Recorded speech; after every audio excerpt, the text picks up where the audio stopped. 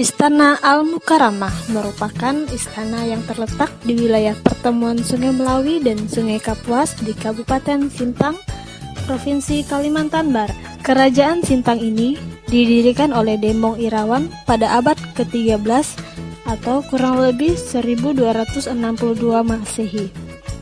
Dan sampai saat ini masih kokoh berdiri serta dijadikan objek wisata.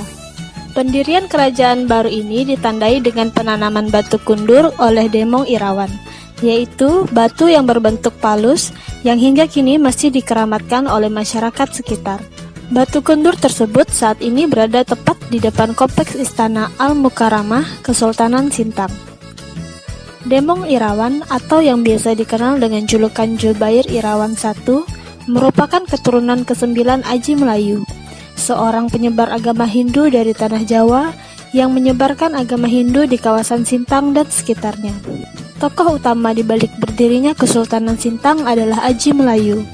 Pada abad ke-4 Masehi, ia pergi ke daerah Hujau, Tanah Balang di Semenanjung Malaka, yang merupakan pusat kerajaan Hindu pada masa itu. Dari Kujau, lalu ia pindah ke desa Tebel-Yananga, Sepauk sampai menikahi seorang wanita bernama Putung Kempat dan dikaruniai anak yang bernama Dayang Lengkong. Kepulangan Aji Melayu dari perantauan ternyata membawa ajaran Hindu ke daerah kelahirannya ini. Sejak saat itulah berdiri kerajaan Hindu di Sepauk.